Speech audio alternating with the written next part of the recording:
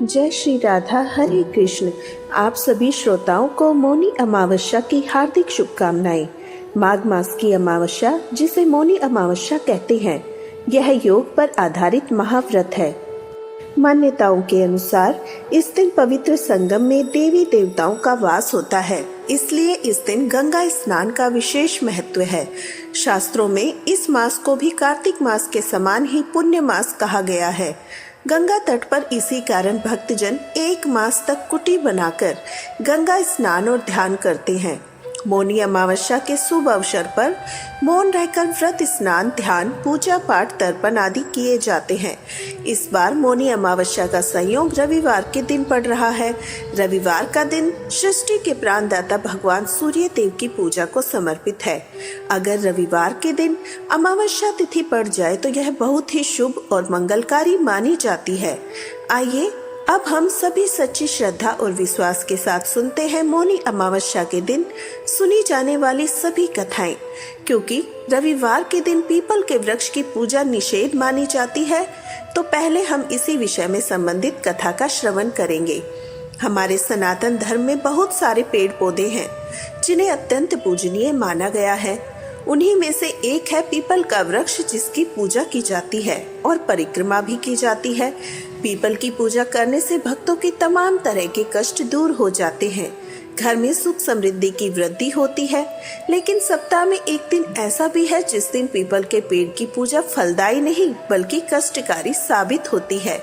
आइए आपको एक कथा के माध्यम से बताते हैं। माँ लक्ष्मी जी के परिवार में उनकी एक बड़ी बहन भी थी जिसका नाम था दरिद्रा। एक बार उन दोनों बहनों के पास रहने का कोई निश्चित स्थान नहीं था, इसलिए माता लक्ष्मी जी और उनकी बड़ी बहन दरिद्रा श्री विष्णु भगवान के पास गई और उनसे बोली, हे जगत के पालनहार, कृपया हमें रहने का स्थान दीजिए। विष्णु भगवान जी से पीपल को यह वरदान प्राप्त था, जो भी व्यक्ति शनिवार को पीपल की पूजा करेगा उसके घर का ऐश्वर्य कभी नष्ट नहीं होगा। इसलिए श्री विष्णु भगवान ने कहा, आप दोनों ही पीपल के वृक्ष पर वास करो। इस तरह वे दोनों बहनें पीपल के वृक्ष में रहने लगी। जब कुछ समय बाद श्री विष्णु भगवान ने माता लक्ष्मी जी से विवाह करना चाहा, तो माँ लक्ष्मी जी ने इनकार कर दिया, क्योंकि उनकी बड़ी बहन दरिद्रता का विवाह अभी तक नहीं हुआ था। उनके विवाह के बाद ही वह श्री विष्णु भगवान से विवाह करना चाहती थी। इसलिए उन्होंने दरिद्रा से पूछा, वह कैसा वर पाना चाहती है? तो दरिद्रा ने बताया, वह ऐसा पति चाहती है जो कभी पूजा पाठ न करे, उसे ऐसी जगह पर रखे जहाँ कोई भी पूजा पाठ न करता हो। श्री विष्णु भगवान जी ने उनके लिए ऋषि नामक वर चुना और वे दोनों विवाह योग में बंध गए। अब दरिद्रता की शर्त अनुसार उन दोनों को ऐसे स्थान पर वास करना था जहाँ पर कोई भी धर्म कार्य का नहीं होता था। ऋषि उनके लिए अपना मन भावन स्थान ढूंढने लगे, लेकिन उन्हें कहीं पर भी ऐसी जगह नहीं मिली। दरिद्रा उनके इंतजार में विलाप करती रही। तब श्री विष्णु भगवान ने पुनः लक्ष्मी जी के समक्ष विवाह का प्रस्ताव रखा। तो लक्ष्मी जी बोली, जब तक मेरी बहन की गृहस्थी नहीं बसती, हे प्रभु, तब तक मैं विवाह नहीं कर सकती।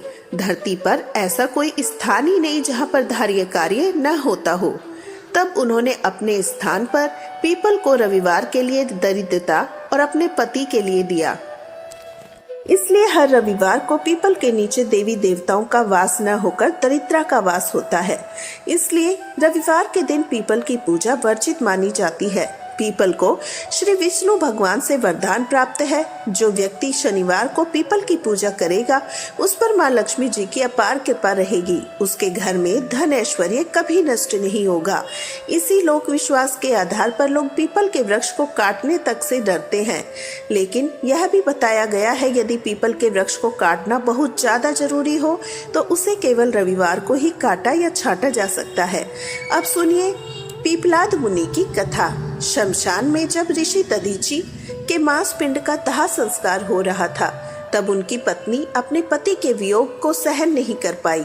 पास ही में स्थित विशाल पीपल वृक्ष की कोटर में अपने 3 वर्ष के बालक को रखकर स्वयं चिता में जाकर सती हो गई। इस तरह महर्षि दधीची और उनकी पत्नी का बलिदान हो गया। लेकिन पीपल की कोटर में रखा हुआ बालक भूख प्यास से तड़प तड़प कर चिल्लाने लगा। जब कोई वस्तु नहीं मिली तो कोटर में गिरे पीपल के फल को खाकर वह बड़ा होने लगा। समय बीतने पर पीपल के पत्तों और फलों को खाकर बालक का जीवन किसी तरह सुरक्षित रहा। एक दिन देवर्षि नारद जी वहां पहुंचे। नारद जी ने पीपल के कोटर में बालक को देखकर उसका परिचय पूछा। नारद जी ने पूछा, बालक तुम कौन हो? बालक ने बताया, यही तो मैं जानना चाहता हूँ, मैं कौन हूँ? नारद जी ने पूछा, तुम्हारा जनक कौन है? बालक ने फिर कहा, यही तो मैं जानना चाहता हूँ। तब नारद जी ने ध्यान धरकर देखा। नारद जी ने आश्चर्यचकित होकर बताया, हे बालक, तुम तो महान दानी महर्षि दधीची के पुत्र हो। तुम्हारे पिता की अस्थियां का वज्र बनाकर ही देवताओं ने असुरों पर विजय पाई थी। नारद जी ने बताया, तुम्हारे पिता दधीची ऋषि की मृत्यु मात्र 31 वर्ष की आयु में हो गई थी। यह रहस्य जानकर बालक ने पूछा, फिर मेरे पिता की अकाल मृत्यु का कारण क्या था? नारद जी ने बताया, तुम्हारे पिता पर शनि देव की महादशा थी। बालक ने पूछा, फिर मेरे ऊपर आई विपत्ति का कारण क्या था? नारद जी ने कहा, शनिदेव की महादशा। इतना कहकर देवर्षि नारद ने पीपल के पत्तों और फलों को खाकर जीने वाले उस बालक का नाम पिपलाद रखा, उसे दीक्षित किया। नारद जी के जाने के बाद पिपलाद ने नारद जी के बताए अनुसार ब्रह्मा जी की घोर तपस्या कर उन्हें प्रसन्न कर लिया। ब्रह्मा जी ने जब बालक पिपलाद से वर मांगने को कहा, तब पिपलाद ने अपनी दृष्टि मात्र से किसी भी वस्तु को जलाने की शक्ति मांग ली। ब्रह्मा जी से वरदान मिलने पर सबसे पहले पिपलाद ने शनिदेव को आह्वान किया, उन्हें अपने सम्मुख प्रस्तुत किया। अपने सामने शनिदेव को पाकर पिपलाद ने आंखें खोलकर उन्हें भस्म करना शुरू किया। अब शनिदेव क्षय शरीर जलने लगे। यह सब होता देख ब्रह्मांड में भारी कोलाहल मच गया। सूर्य पुत्र शनि की रक्षा में सारे देव विफल हो गए। सूर्य देव भी अपनी आंखों के सामने अपने पुत्र को जलता हुआ देखकर ब्रह्मा जी से बचाने हेतु विनय करने लगा। आखिरकार ब्रह्मा जी स्वयं पिपलाद के सम्मुख पधारे और शनिदेव को छोड़ने की बात कही, किंतु पिपलाद जी तैयार नहीं हुए। तब ब्रह्मा जी ने एक के बदले 2 वरदान मांगने की बात कही। तब पिपलाद जी ने खुश होकर इस प्रकार 2 वर मांगे। पहले वरदान में जन्म से 5 वर्ष तक किसी भी बालक की कुंडली में शनि का स्थान नहीं होगा, ताकि उसके जैसा कोई और बालक अनाथ न हो। दूसरे वरदान में मांगा, मुझ अनाथ को शरण पीपल वृक्ष ने दी है, इसलिए जो भी व्यक्ति पीपल के वृक्ष की पूजा करेगा उस पर शनि की महादशा का असर नहीं होगा। ब्रह्मा जी ने तथास्तु कहकर यह दोनों वरदान पीपल जी को दे दिए। तब पिपलाद जी ने जलते हुए शनिदेव को अपने ब्रह्मदंड से उनके पैरों तक आघात करके उन्हें मुक्त कर दिया, जिससे शनिदेव के पैर क्षतिग्रस्त हो गए और वे पहले जैसे तेजी से चलने लायक नहीं रहे। तभी से शनि धीरे चलता है, वही शनीश्वर है, वही शनि कहलाए। शनि आग में जलने के कारण काली काया वाले अंग भंग रूप में हो गए। संप्रति शनि की काली मूर्ति और पीपल वृक्ष की पूजा का यही धार्मिक कारण है। आगे चलकर पिपलाद मुनि ने प्रश्न उपनिषद की रचना की, जो आज भी ज्ञान का अकूत भंडार है। यह थी पिपलाद मुनि की कथा। स्कंद पुराण के अनुसार प्राचीन काल में नर्मदा नदी के तट पर शुभव्रत नामक एक ब्राह्मण निवास किया करता था। उन्हें सभी वेद शास्त्रों का बहुत अच्छा ज्ञान प्राप्त था, लेकिन उनका मन हमेशा धन इकट्ठा करने की तरफ ही लगा रहता था। इस तरह से उन्होंने अपने जीवन में बहुत सारा धन इकट्ठा कर लिया। जब समय आने पर वह बूढ़े हुए तो उन्हें कई प्रकार के रोगों ने घेर लिया। तब उन्हें इस बात का ज्ञान हुआ कि उन्होंने तो पूरा जीवन अपने धन कमाने में ही निकाल दिया, अब उन्हें परलोक सुधारने की तरफ भी ध्यान देना चाहिए। अचानक उन्हें एक श्लोक याद आया, जिसमें माघ महीने में स्नान करने की विशेषता के बारे में बताया गया। फिर उन्होंने माघ महीने का संकल्प लिया और आगे निमग्न शलीले सुशीते विमुक्त पापा स्त्री दिव्यम प्रियति, इस श्लोक के आधार पर वे नर्मदा नदी में गए। 9 दिनों तक उन्होंने जल स्नान किया और 10वें दिन स्नान के बाद अपना शरीर त्याग दिया। ब्राह्मण शुभव्रत ने भले ही पूरा जीवन धन कमाने के अलावा कोई और अच्छा काम नहीं किया, लेकिन माघ महीने में स्नान करके पश्चाताप करने से उनके सभी पाप धुल गए। उनका मन निर्मल हो गया, जिससे उन्हें मरने के बाद स्वर्गलोक की प्राप्ति हुई। इस तरह से माघ स्नान करने से जीवन के अंतिम क्षणों में उनका कल्याण हुआ। पुराने समय की बात है। एक छोटे से गांव में एक श्रद्धालु व्यक्ति हरिहर अपनी पत्नी सुमति और 2 बच्चों के साथ रहता था। हरिहर निर्धन था, परंतु उसके हृदय में भक्ति और अपने पितरों के प्रति अटूट आस्था थी। वह हर वर्ष श्राद्ध पक्ष में अपने पितरों की तृप्ति के लिए विधि पूर्वक तर्पण और हवन करता, लेकिन उसके जीवन में अभाव था, ना पर्याप्त धन था और ना ही परिवार में सुख शांति। एक रात हरिहर को स्वप्न आया। उसने देखा उसके पितर एक उज्जवल प्रकाश के रूप में उनके सामने प्रकट हुए। उनमें से सबसे बड़े पितामह ने कहा, हरिहर, तुम्हारी भक्ति हमें प्रसन्न करती है, परंतु तुम्हारी श्रद्धा अधूरी है। जब तक तुम अपने पूरे विधि विधान से पितृ कर्म नहीं करोगे, तुम्हारी कठिनाइयां समाप्त नहीं होगी। हरिहर ने हाथ जोड़कर पूछा, हे पितृदेव, कृपया मुझे सही मार्ग दिखलाइए। मैं आपके आशीर्वाद से अपने परिवार का कल्याण चाहता हूँ। तब पितामह ने कहा, तुम्हें गया जी की यात्रा करनी होगी और वहाँ पिंडदान करना होगा, वही तुम्हारी साधना पूर्ण होगी। इसके अलावा हर अमावस्या के दिन अपने घर के मुख्य द्वार पर दक्षिण दिशा की तरफ मुख करके हमारा स्मरण करके तुम्हें दीप जलाना होगा। ऐसा कहकर पितृ अंतर ध्यान हो गए। अगली सुबह हरिहर ने अपने सपने के बारे में अपनी पत्नी सुमति को बताया। निर्धनता होने के बावजूद भी दोनों ने गया जी जाने का निश्चय किया। रास्ता लंबा और कठिन था, खाने के लिए भोजन न था, ठहरने का कोई ठिकाना नहीं।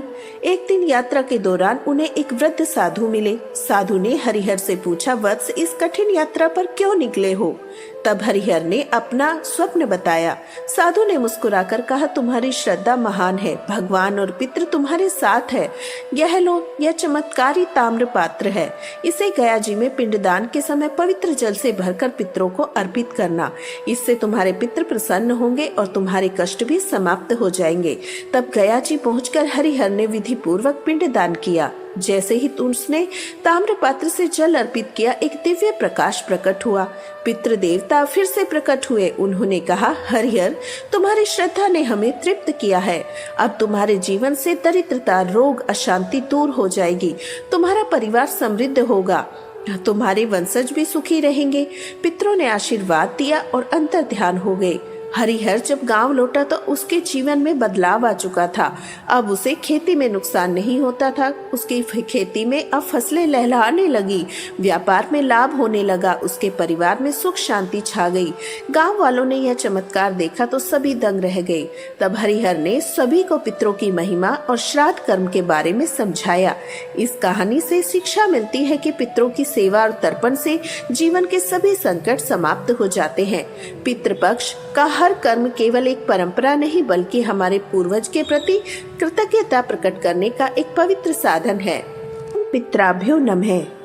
आज मौनी अमावस्या के दिन हम सुनते हैं मौनी अमावस्या की एक अद्भुत कथा। पुराने समय की बात है। एक छोटे से गांव में एक श्रद्धालु व्यक्ति हरिहर अपनी पत्नी सुमति और 2 बच्चों के साथ रहता था। हरिहर निर्धन था, परंतु उसके हृदय में भक्ति और अपने पितरों के प्रति अटूट आस्था थी। वह हर वर्ष श्राद्ध पक्ष में अपने पितरों की तृप्ति के लिए विधि पूर्वक तर्पण और हवन करता था, लेकिन उसके जीवन में अभाव था, ना पर्याप्त धन था और ना ही परिवार में कोई सुख शांति। एक रात हरिहर को स्वप्न आया। उसने देखा उसके पितृ एक उज्जवल प्रकाश के रूप में उसके सामने प्रकट हुए। उनमें से सबसे बड़े पितामह ने कहा, हरिहर, तुम्हारी भक्ति हमें प्रसन्न करती है, परंतु तुम्हारी श्रद्धा अधूरी है। जब तक तुम पूरे विधि विधान से पितृ कर्म नहीं करोगे, तुम्हारी कठिनाइयां समाप्त नहीं होगी। हरिहर ने हाथ जोड़कर पूछा, हे पितृदेव, कृपया मुझे सही मार्ग दिखलाए। मैं आपके आशीर्वाद से अपने परिवार का कल्याण चाहता हूँ। तब पितामह ने कहा, तुम्हें गया जी की यात्रा करनी होगी, वहाँ पिंडदान करना होगा, वही तुम्हारी साधना पूर्ण होगी। इसके अलावा हर अमावस्या के दिन अपने घर के मुख्य द्वार पर दक्षिण दिशा की तरफ मुख करके हमारा स्मरण करके तुम्हें दीप जलाना होगा। ऐसा कहकर पितृ अंतर ध्यान हो गए। अगली सुबह हरिहर ने अपने सपने के बारे में अपनी पत्नी सुमति को बताया। निर्धनता होने के बावजूद भी दोनों ने गया जी जाने का निश्चय किया। रास्ता लंबा और कठिन था, खाने के लिए भोजन नहीं था, ठहरने का कोई ठिकाना नहीं। एक दिन यात्रा के दौरान उन्हें एक वृद्ध साधु मिले। साधु ने हरिहर से पूछा, वत्स, इस कठिन यात्रा पर क्यों निकले हो? तब हरिहर ने उन्हें अपना स्वप्न बताया। साधु ने मुस्कुराकर कहा, तुम्हारी श्रद्धा महान है, भगवान और पितृ तुम्हारे साथ है। यह लो, यह एक चमत्कारी ताम्र का पात्र है। इसे गया जी में पिंडदान के समय पवित्र नदी से भरकर जल लेकर पितरों को अर्पित करना। इससे तुम्हारे सभी पितृ प्रसन्न होंगे, तुम्हारे सभी कष्ट भी समाप्त हो जाएंगे। तब गया जी पहुंचकर हरिहर ने विधि पूर्वक पिंडदान किया। जैसे ही उसने ताम्र पात्र से जल अर्पित किया, एक दिव्य प्रकाश प्रकट हुआ। पितृ देवता फिर से प्रकट हुए। उन्होंने कहा, हरिहर, तुम्हारी श्रद्धा ने हमें तृप्त किया है। अब तुम्हारे जीवन से दरिद्रता, रोग, अशांति दूर हो जाएगी। तुम्हारा परिवार समृद्ध होगा और तुम्हारे वंश भी हमेशा खुश रहेंगे। पितरों ने आशीर्वाद दिया और अंतर ध्यान हो गए। हरिहर जब गांव लौटा तो उसके जीवन में बदलाव आ चुका था। अब उसे खेती में नुकसान नहीं होता, बल्कि उसके खेतों में अब फसलें लहलहाने लगी, व्यापार में लाभ होने लगा, उसके परिवार में सुख शांति छा गई। गांव वालों ने यह चमत्कार देखा तो दंग रह गए। तब हरिहर ने सभी को पितरों की महिमा और श्राद्ध कर्म का महत्व समझाया। इस कहानी से शिक्षा मिलती है, पितरों की सेवा और तर्पण से जीवन के सभी कष्ट समाप्त हो जाते हैं। पितृपक्ष का हर कर्म केवल एक परंपरा नहीं, बल्कि हमारे पूर्वजों के प्रति कृतज्ञता प्रकट करने का एक पवित्र साधन है। एक बार किसी नगरी में एक राजा राज्य करता था। उसकी प्रजा और परिवार सब आनंद पूर्वक रहा करते थे। राजा की रानी बहुत ही धार्मिक थी। प्रजा भी अपनी रानी को बहुत प्रेम करती थी। राजा के महल के सामने ही एक साहूकार की हवेली थी। राजा की रानी और साहूकार की पत्नी में बड़ी मित्रता थी। एक दिन की बात है, साहूकार की हवेली से साहूकार की पत्नी के रोने की आवाज आने लगी। उसकी पत्नी बहुत जोर जोर से विलाप कर रही थी। रानी ने हवेली में रोने की आवाज सुनी तो राजा से इस रोने का कारण पूछा। तब राजा ने बताया, साहूकार का पुत्र मर गया है, इसी कारण साहूकार की पत्नी बहुत दुखी है। रानी बहुत भोली भाली थी। रानी ने राजा से कहा, यह दुख क्या होता है? राजा को समझ नहीं आया, रानी को अब भला कैसे समझाए दुख क्या होता है। तब रानी फिर से बोली, महाराज बताइए ना। तब राजा ने रानी से कहा, तुम अपने राजकुमार को मार दो तो पता चल जाएगा दुख क्या होता है। महारानी ने अपने राजकुमार को महल से नीचे गिरा दिया, लेकिन अमावस्या माता की कृपा से राजकुमार गोबर के ढेर के ऊपर जा गिरा, उसे कुछ भी नहीं हुआ। तब रानी अपने राजकुमार को देखकर नीचे आ रही थी। राजकुमार ने सामने से आते हुए रानी को देखा। यह देखकर राजा भी हैरान रह गया, इतनी ऊपर से गिरने के बाद भी राजकुमार को कुछ नहीं हुआ। रानी ने राजा से पूछा, महाराज बताइए ना दुख क्या होता है। उसी समय पड़ोसी राज्य के राजा के सैनिक युद्ध कर रहे थे।